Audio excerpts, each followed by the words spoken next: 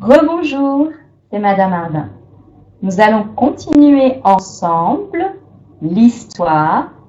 Avanceras-tu? Cochon têtu. On prépare ces petites marionnettes, mais aussi le carnet d'apprenti lecteur 1, 2, 3, Lune. C'est le petit livre qui va avec la méthode de lecture. Il ressemble à un petit cahier sur lequel on peut écrire. Tu auras aussi bien sûr besoin d'un crayon. C'est parti! Viens apprendre avec moi aujourd'hui. Viens apprendre avec moi aujourd'hui ce que tu auras besoin pour demain. Ce que tu auras besoin pour demain. Je vais commencer par te raconter de nouveau l'histoire afin que tu la remettes bien en mémoire. Mais je vais aller un petit peu plus loin. Avanceras-tu, cochon têtu? Un jour, une fermière partit vendre son cochon au marché. Arrivé près d'un pont, le cochon refusa d'avancer. La femme, contrariée, lui parla d'abord gentiment. « Allons, cochon, il faut que tu passes sur ce pont. » Le cochon baissait la tête et refusait toujours d'avancer. Rien n'y faisait, ni les paroles douces, ni les encouragements, ni les cris, ni quelques coups de baguette.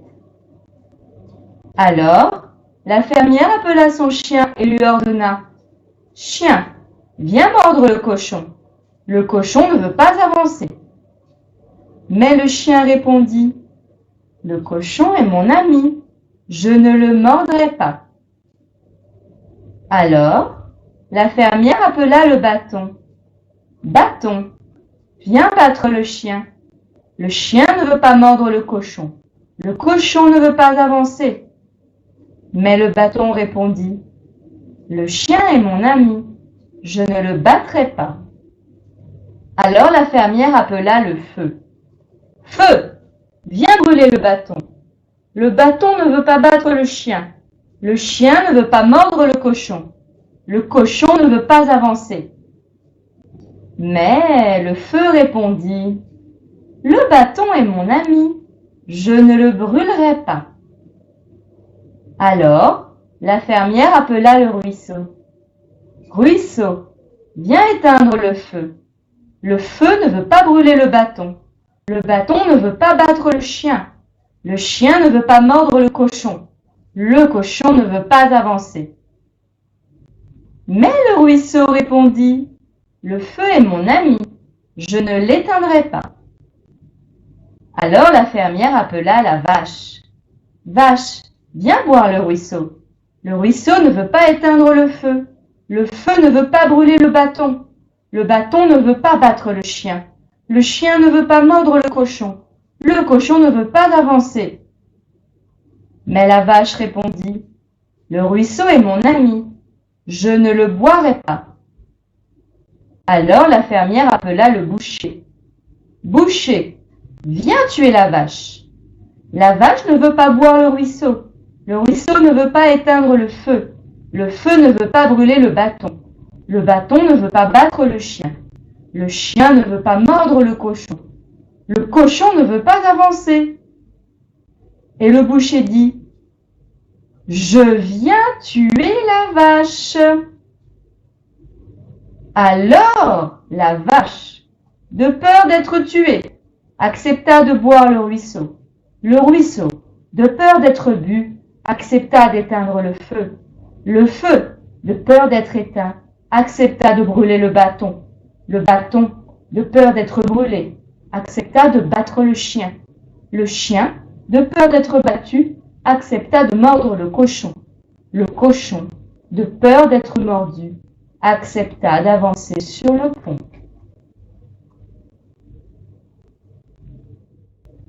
Peux-tu me dire, dans la suite suite de l'histoire, ce qui change toute l'histoire. Quel événement change toute l'histoire? Qu'est-ce qui fait que chaque personnage accepte de faire ce que la fermière lui avait demandé de faire? Je te laisse y réfléchir. Pause. C'est le fait que le boucher accepte de tuer la vache. C'est cela qui change tout, car chaque animal ou chaque personnage a peur et accepte de faire ce qu'on lui a demandé. Je vais maintenant te montrer l'histoire en images. Voici ce que cela pourrait donner. Tu vas retrouver tous les personnages. Le premier personnage, c'est la fermière qui veut vendre son cochon. On sait qu'elle est dans sa ferme. Elle doit passer sur le pont avec le cochon pour aller au marché. Mais le cochon ne veut pas être vendu. Alors, elle va appeler chaque personnage.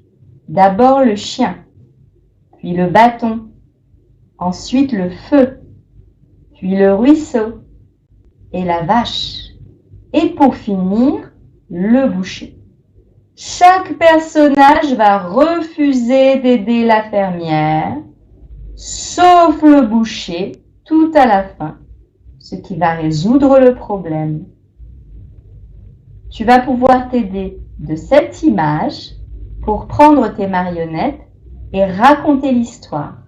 Utilise tes marionnettes et raconte cette histoire à quelqu'un. Pause.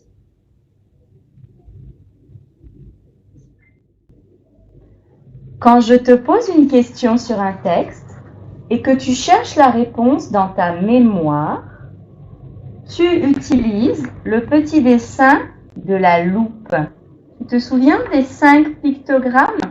Les pictogrammes, ce sont des petits dessins, comme cela.